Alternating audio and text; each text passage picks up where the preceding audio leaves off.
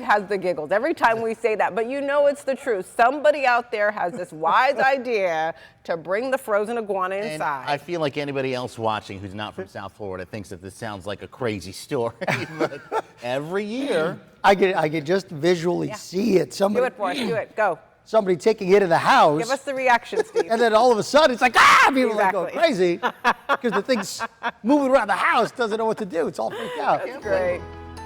There you go. So leave it be. All right, so here's the deal, folks. We are starting off with some really dense fog this morning. Visibility is a mile or less from Okeechobee, Fort Pierce, Vero Beach. So in this area north of the lake and into the northern Treasure Coast, give yourself some extra time on the roads this morning because fog is an issue. Now, we do have a dense fog advisory from Okeechobee through Vero, and that does run through 9 a.m. Typically, once the sun comes up, it burns the fog away, and then you'll end up with more sunshine. As the day goes on for us, though, there's going to be a front trapped right on top of Tampa, Orlando, and with a little bit of daytime heating, we will see some showers and storms develop. Some of those storms could be on the stronger side. In fact, the National Weather Service placing all of the viewing area under a marginal risk of severe storms later today. That means an isolated stronger storm will be possible. The biggest threat with these storms will be damaging winds in excess of 60 miles an hour. There's the front. It's going to sit right on top of the middle of the state. For us, it's a warm day, and we'll have those late day storms. Then tomorrow, we'll be tracking this front right here.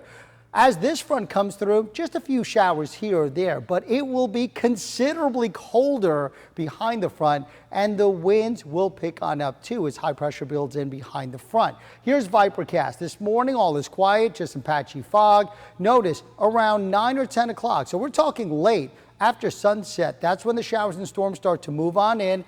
They'll come into the Treasure Coast first and then move southward. This is 6:30 in the morning, maybe a spot shower into South County around Boca. This is the actual front. Notice not much rain with the front other than just a few spotty showers. And then behind the front, the northerly winds kick in and much colder air moves in. The front right now, right around here, Chicago, Kansas City. Notice how cold it is behind that front. And that front's going to work its way all the way down into South Florida as we head into the next 2 to 3 days.